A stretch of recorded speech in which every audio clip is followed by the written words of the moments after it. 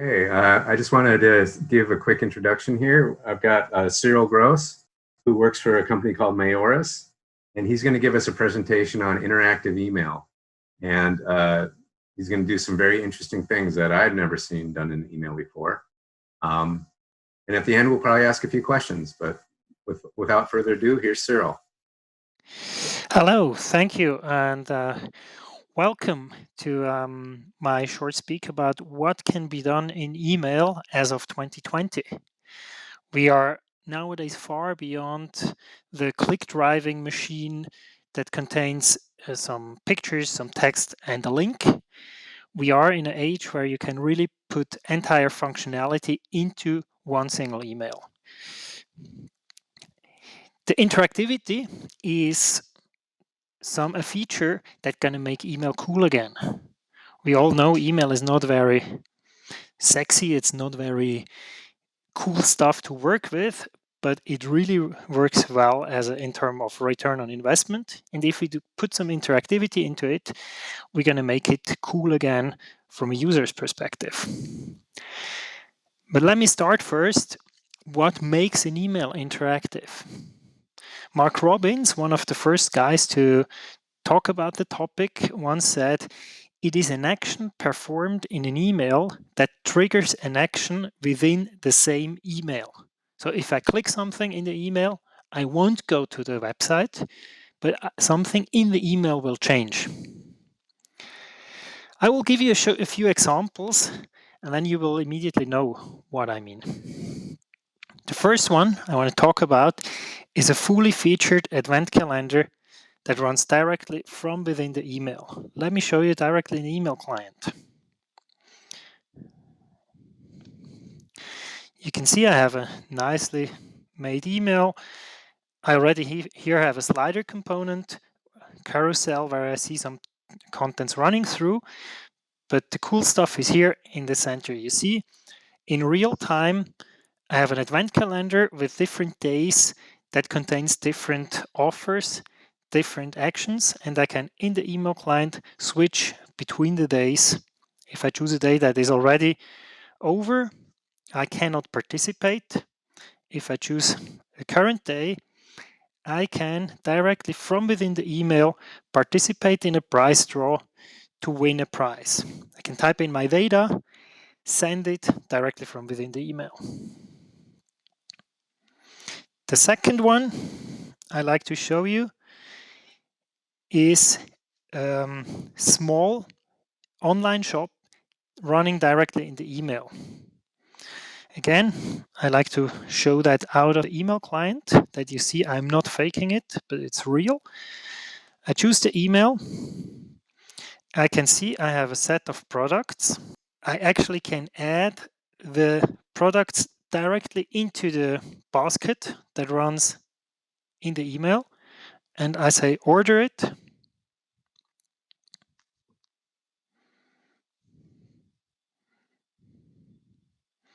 And I can place the order right away.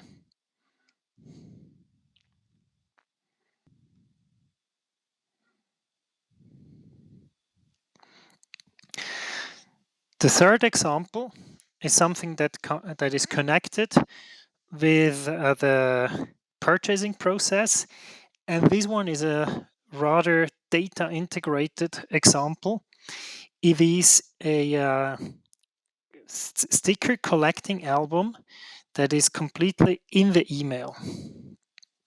We had the issue that we could not save the data, the credit card related data, on a web server where the microsite was planned to be hosted due to security reason.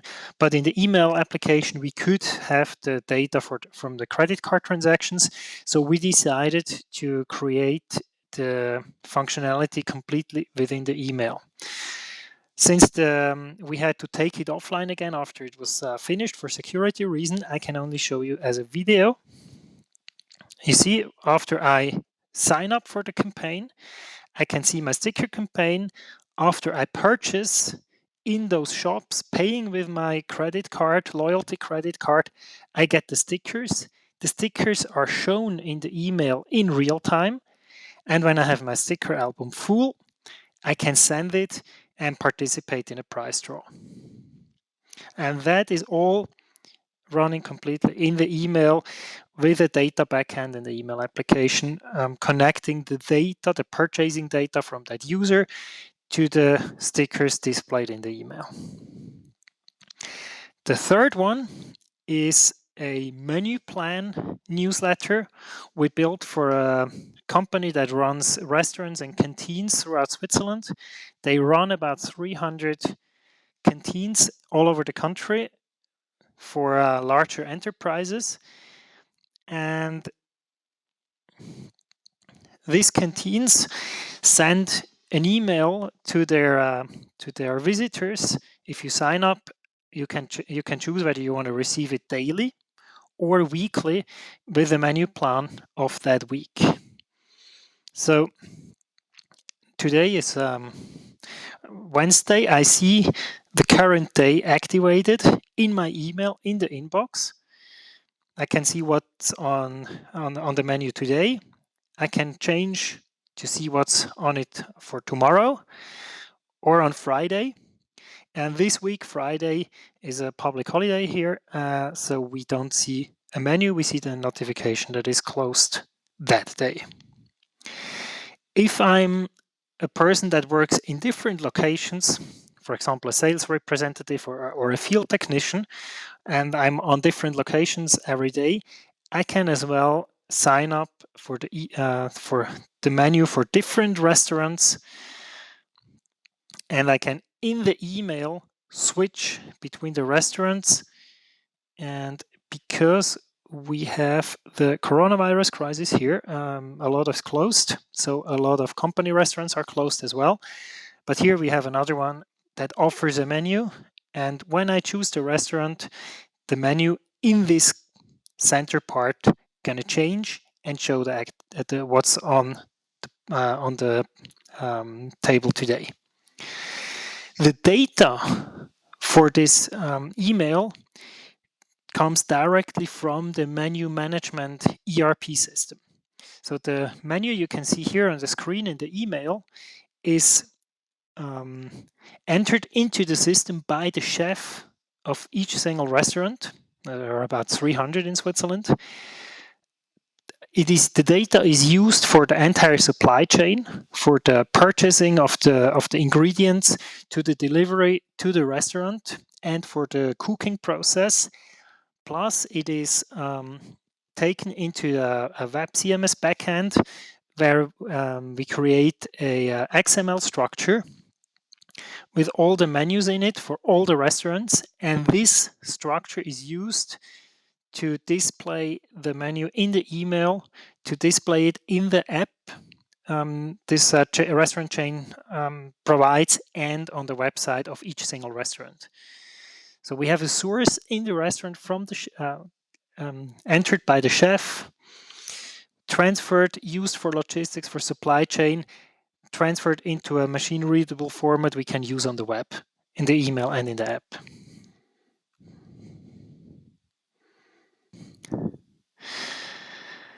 What's the potential in it? You saw already a bit what we can do, but why we do it? I mean, the first and upfront reason is to create a better user experience for the email users, not just the dry, rather boring list of links and images and text, but really an interactive presentation of what we have on offer, including, we saw it in the shop or in the sticker campaign, that you can perform the actions with the data in the email. And this, because it's much easier, it's much more straightforward, has definitely positive impact on conversions. We know that from any study that is done wherever you name it, but we as well tested some of the emails we did in A/B tests. For example, this direct purchasing versions of emails where you can choose and pay directly in the email. We had an uplift of almost 15% in turnover. We did surveys as well in emails. I didn't show that example, but it's something we did as well, NPS survey or multi-step surveys. And there we see up to 78% more conversion compared to the control group that received an email with a button, please take the survey, go to the survey page. It really showed an impressive uplift in sent surveys by the recipients. And in the end, you can save costs. We have done a larger project for a client here in Switzerland to gather appointments for service appointments in buildings for customers. They could directly in the email choose a day and a time and request the meeting. And this with this we substitute a landing page, a development of a landing page. And the client finally said they saved 5 or 6 digit sum on a project budget because we moved everything into the email, and they didn't have to build the landing pages and maintain the landing pages with all the data interfaces required in the back. Because often in the email system, we have the data already available. For example, if you take Salesforce, you can directly load your data into a data extension through a manual import, through a automation processes, through data transformation services like MuleSoft or Datorama. You have everything ready in the system, but you usually don't have that deeply integrated data handling in a web CMS.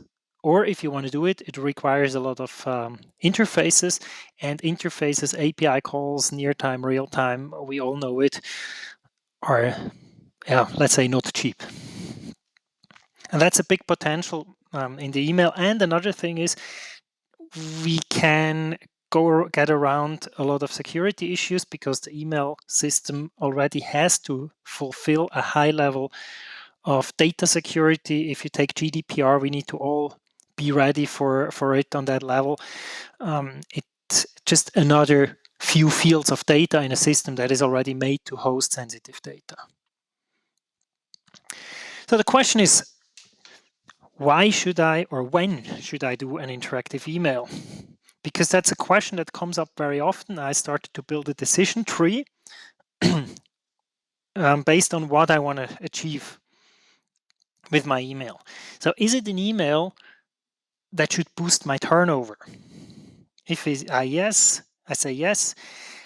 The next question is my audience big enough? If I have 500 recipients, maybe it won't pay out unless I sell real estate or luxury cars with a high price per item.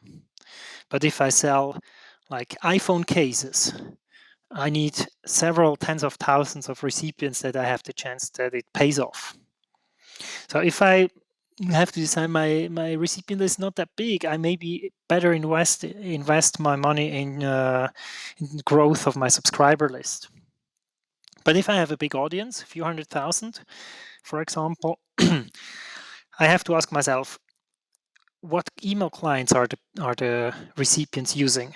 If I'm in a B2B environment where I still have like 60-70% Outlook, I maybe should think twice whether I want to do interactive email, because Outlook, we all know, is one of the nasty fossil clients that don't really move.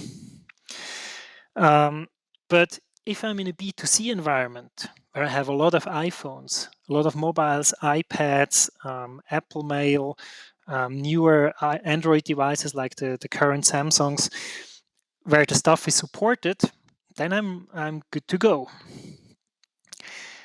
Then the next thing is, how much turnover can I gain through the interactive email? Is it, can I just get a few more dollars? If I have an uplift of 10%, I have low price items and I can just sell another 100 with $1 more per $1 profit per item. It maybe won't pay out, but if I make 50, 100,000 turnover per email, I can increase the turnover by 10% from the email, or 15%, then it most likely can pay out. And because for sure I want to have my development costs covered, either directly or over a certain period if I implement it as a recurring feature. Or another question is, can I save money elsewhere? We saw it before when I can substitute the development of landing pages. I might save enough money that it pays off to put everything into the email. But if I finally go through the entire tree with yes answers, we are ready to go. If it's not about a turnover boost, it can be that I want to do a lighthouse campaign for branding, for positioning my company as an innovator, or making something cool, or giving something back to my audience, like we did with Advent Calendar. The Advent Calendar, the reason is not to sell more. The reason is to give back to the clients, to our clients. That's why you can win an iPhone. You could win a trip from Zurich to Helsinki. Stuff like that is really about giving back. And there, it's as well worth to invest something to provide a good user experience. Then I have to ask myself, is this functionality I have in the inbox sufficient? There are some things we still can't do. We cannot calculate in real time. We cannot randomize certain events in the client. We can randomize it upfront. There are some tricks around it, but there are still some limitations compared to a fully featured microsite. Then they are luckily getting less, but there are still some design limitations from the space I have. I cannot depend on widescreen. I have to focus on more or less 600-700 pixels in width, more in a portrait mode. Can I live with that design limitations I have? If I can convince my designer that it's still cool, although maybe some shadows and round corners must be a bit streamlined, then we are definitely good to go to build an interactive email to present ourselves as an innovative and user experience focused company.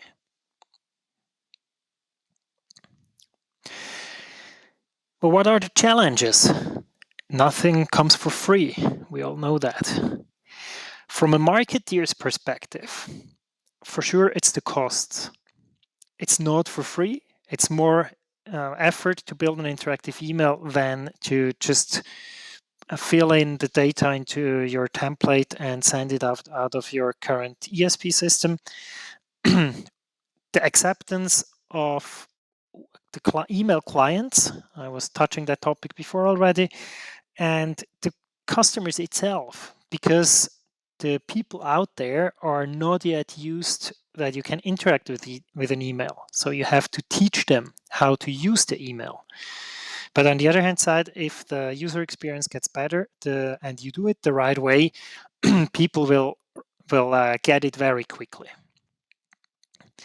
And then we really have to calculate, do we have a positive return on invest?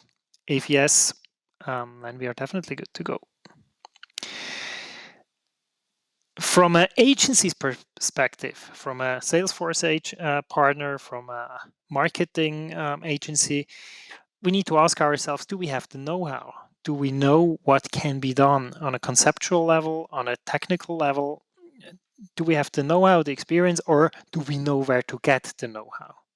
Because it's always a make or buy question. Then how can we convince our client to invest into the topic? What's the arguments why to do an interactive email? We saw it in the decision tree before. And the third point is, do we have the technology available? Is it available, and can we master that technology? Salesforce just released some interactive features into Marketing Cloud. Do we know how to use it? Do we know how we can benefit really from what can be done on the platform? And from a developer's perspective, it is a complete paradigm shift in how I structure and how I write my email code. Everyone remembers those big table dinosaurs we need to write if we want to create HTML email. those who have to do HTML for email, as like a flashback into the browser war times, where you nest tables over tables in each other. This you have to overcome a bit, and you have to use a lot of CSS and HTML, but you can't use JavaScript. All the logic, all the functionality you build in the email is done simply by HTML and CSS3, using checkboxes, radio buttons, and the CSS selectors for active and checked.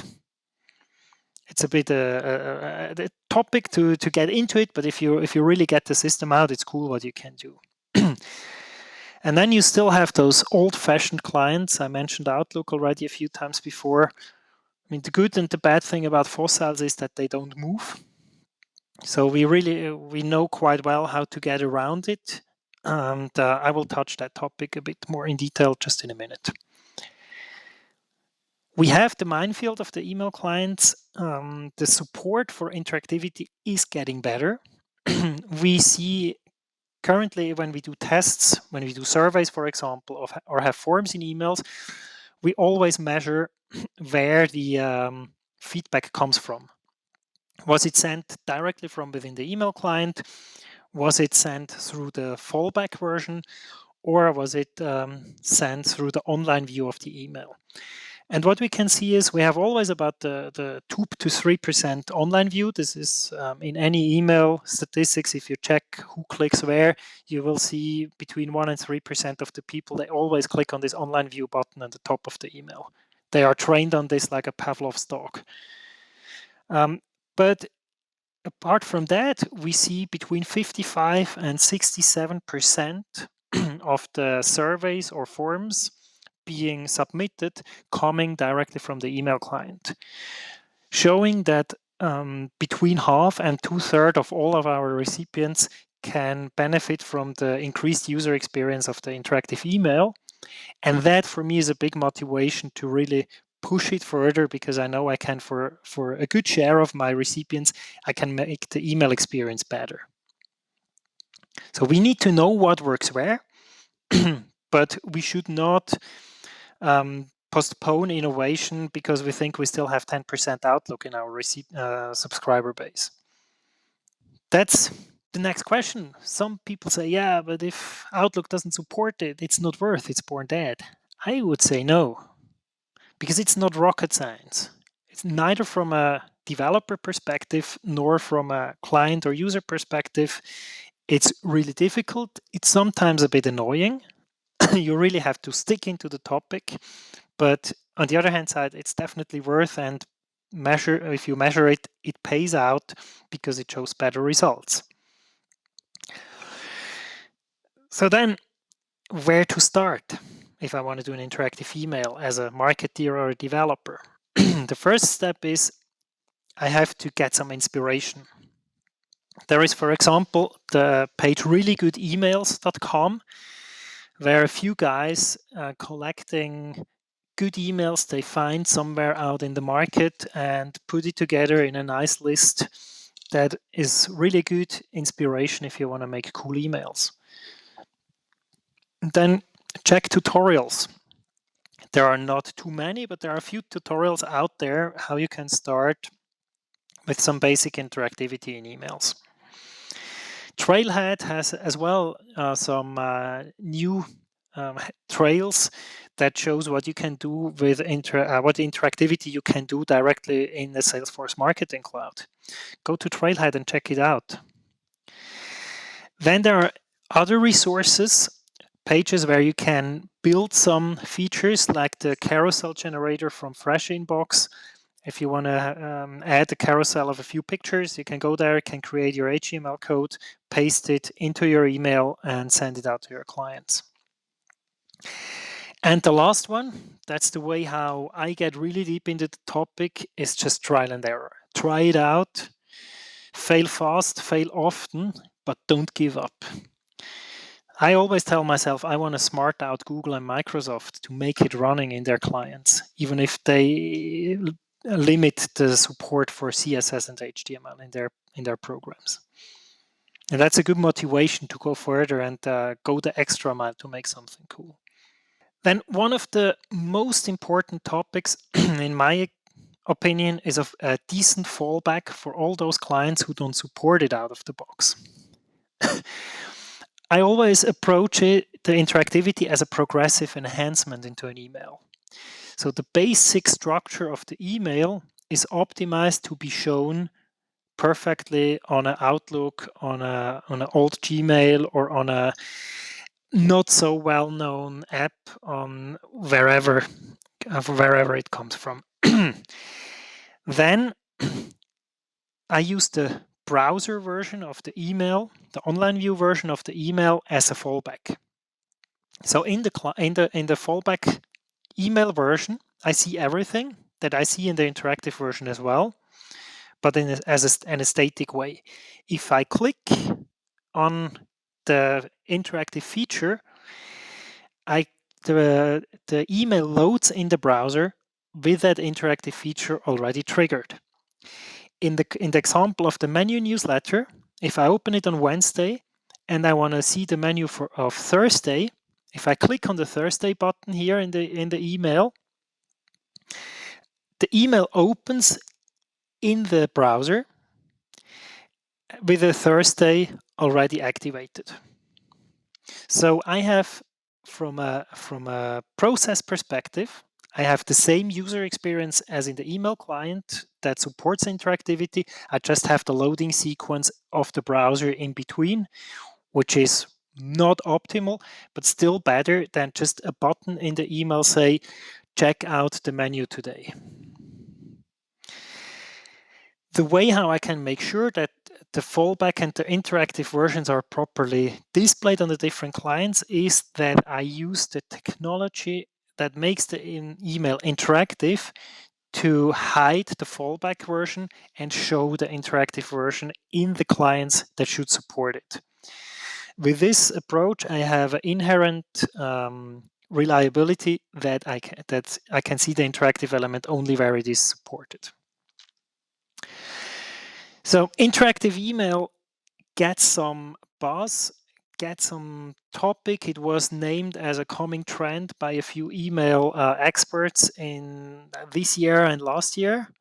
It actually is around already since like 4 years. I made my first interactive email late in 2015, so it's already quite a while ago.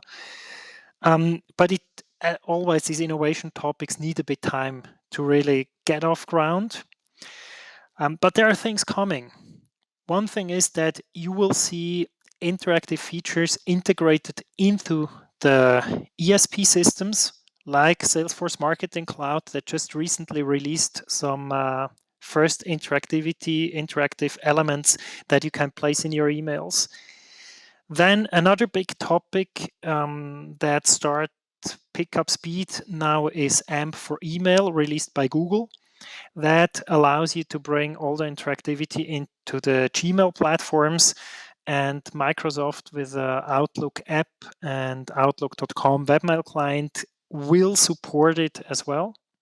So you can send interactive emails as well on those clients. And last but not least, there are a few API-based systems where you can create your interactive email HTML code. We at Mayoris are currently working on a platform like this. We have it already running in a beta version. You create a JSON string that configures what you want to do, what you want to show in the email, send it through the API, and you receive send-ready HTML code, which you can just place into your email system and send out. We're gonna launch that in the next few weeks with some first public features available. That's all for me now. Just one last thing. You can access this presentation from mayoris.com/xforce2020. And on this last slide, if you click on this email icon on the top right, you can enter your first name, your last name, your email address, and send the presentation directly to your inbox, because this presentation you just saw is an interactive email itself. Thank you for watching. That's a very interesting presentation, and it's an interesting technology. I have a couple questions. First off, I'm going to sign up and get that email in my inbox and take a look at it. Where the technology stands right now, it looks to me like a developer is really needed to do some of these very more complex interactive emails, like that menu one that you showed us. Do you think that the in addition to what Salesforce is using and what your company is using, how far out do you think is it for what you see is what you get type editing client that anybody with a little bit of design ability or has done HTML would be able to create interactive emails? Do you think that's coming soon, or do you think that they're just going to be complex for a while? We are at the brink of this kind of features getting commoditized, like that you have the widgets to create certain interactivity. It's like the carousel is a sort of a no-brainer nowadays. The forms that Salesforce recently launched, that's definitely the features you will see out of the box in email systems. Then on the other hand side, this kind of menu newsletter that requires such a specific data binding and development, that's something I guess you hardly will see as a pre-created functionality, because it all relies on what restaurants you have subscribed for, is their data available and such.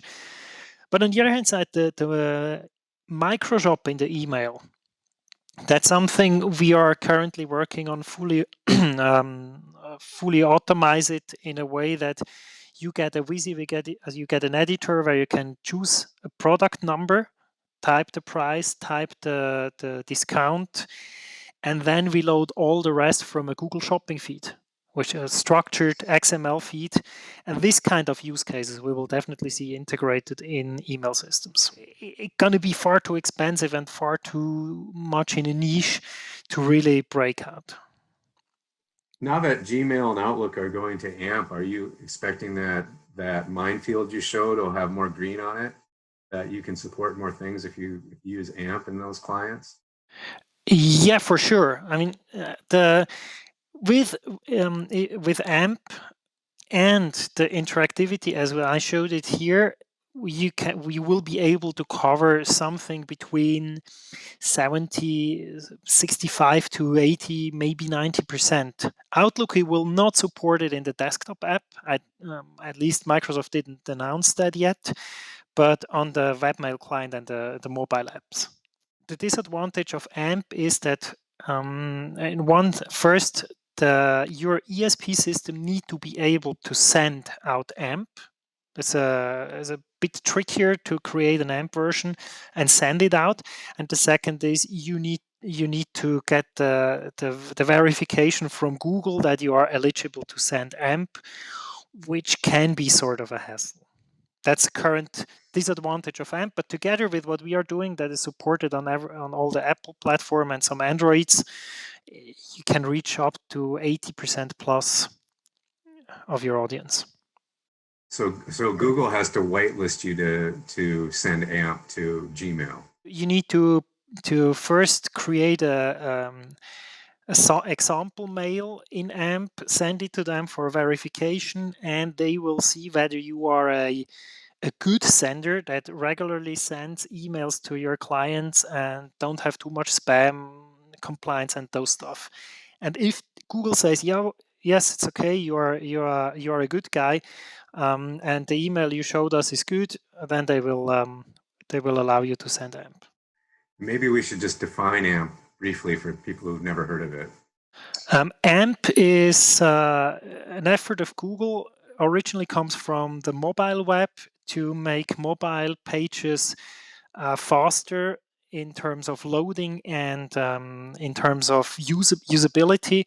It's a subset is a set of components written in JavaScript and HTML that allows you to transfer a reduced amount of HTML and data and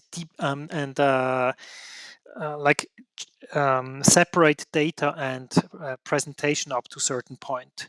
That was created for the mobile web world, or mainly on Android. Now they try to move it into the email world with a subset of the components you have in the for mobile apps. But still, you can do a lot of things like Doodle, the appointment scheduling service have put their entire calendar into it. It offers quite a wide range. I recently made a 5-star rating with form fields in AMP. Works pretty straightforward. Good. Well, thanks again for the presentation. It was very interesting, and thanks for introducing us to the world of interactive email. We appreciate your time, and we look forward to seeing what you come up with next. Thank you for the opportunity to speak here, and it was really a pleasure to present the topic.